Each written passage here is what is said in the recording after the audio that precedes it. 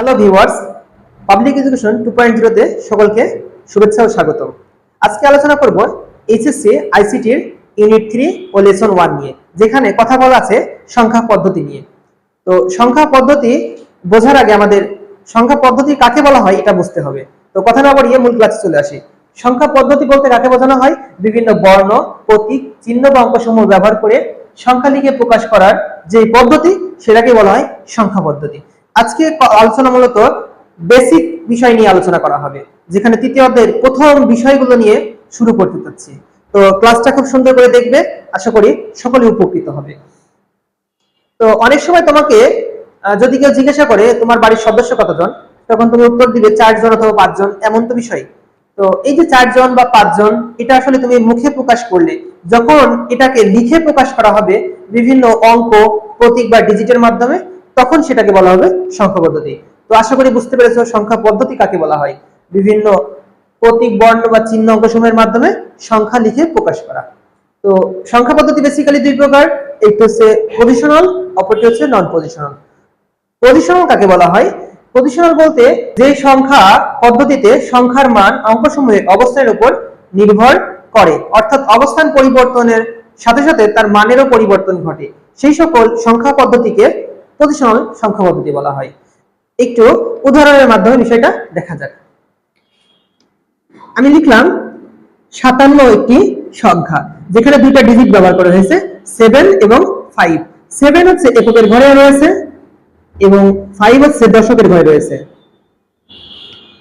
যদি এটাকে দশমিক সংখ্যা ধরি, তাহলে লেখা যায় 7 গুণ 10 টু দি পাওয়ার 0, যেটার টোটাল ক্যালকুলেশন আসে 7। এটা আমরা অলরেডি জানি যে এটার মান হচ্ছে 1। 7 এর সাথে যদি 1 গুণ করি তবে আসে 7। একইভাবে 5 একটি সংখ্যা বা ডিজিট, তার সাথে দশকের ঘর হিসাব করলে 10 এর পাওয়ার কি হয়? 1 আসে। তাহলে 5 10 50 বা 50 একটি ডিজিট, তাকে যদি আমরা যোগ করি তাহলে পাবো হচ্ছে 57। অর্থাৎ তার টোটাল মান আসছে, এককের দশকে হিসাব করলে 57ই আসতেছে। যদি তার অবস্থানটা পরিবর্তন করি, যদি অবস্থানটা পরিবর্তন করে 7 কে 5 এর কাছে নিয়ে যাই এবং 5 কে 7 এর কাছে নিয়ে আসি, অবস্থানটা জাস্ট পরিবর্তন করার চেষ্টা করি, তাহলে বিষয়টা কিভাবে দাঁড়াবে? তাহলে চলে গেলাম 7 5 নিয়ে, অর্থাৎ ছিল 57 হয়ে গেল 75। মানে জাস্ট আমরা সংখ্যাটার অবস্থান পরিবর্তন করলাম, দুটো সংখ্যার অবস্থান পরিবর্তন করলাম। অবস্থান পরিবর্তনের ফলে মানটা দেখার চেষ্টা করি, তা কি আগের অবস্থায় রয়েছে নাকি মানের পরিবর্তন ঘটেছে। এককের ঘর যদি হিসাব করি তাহলে 5 গুণ 10 টু দি পাওয়ার 0, তার মান 5। একইভাবে দশকের ঘর 7 গুণ 10 টু দি পাওয়ার 1, যার মান হচ্ছে 70। টোটাল ক্যালকুলেশন করলে দাঁড়াবে 75। তাহলে আমরা এখন দেখি বিষয়টা, যে 57 একটি সংখ্যা ছিল যার অবস্থান পরিবর্তনের ফলে 75 সংখ্যাটা মান পরিবর্তন হয়ে গেছে। ছিল এককের ঘরে 7 এবং দশকের ঘরে 5 ছিল, কিন্তু অবস্থান পরিবর্তন করে 7 চলে গেল দশকের ঘরে এবং 5 চলে আসলো এককের ঘরে। জাস্ট অবস্থানটা পরিবর্তনের ফলে মানের পরিবর্তন হয়ে যাচ্ছে।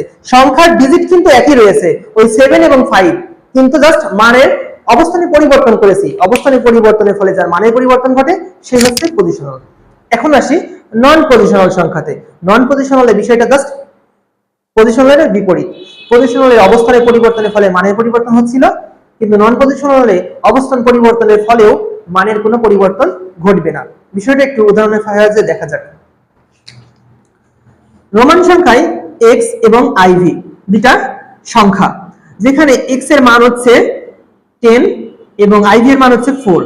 তাকে যদি আমরা টোটালি যোগ করি তাহলে তার মান পাবো 14। যদি একটু বিষয়টা অবস্থান পরিবর্তন করে দেখি, একককে দশকের ঘরে নিয়ে যাই এবং দশককে এককের ঘরে নিয়ে আসি, তাহলে তার অবস্থানটা কি রকম হবে একটু দেখার চেষ্টা করি।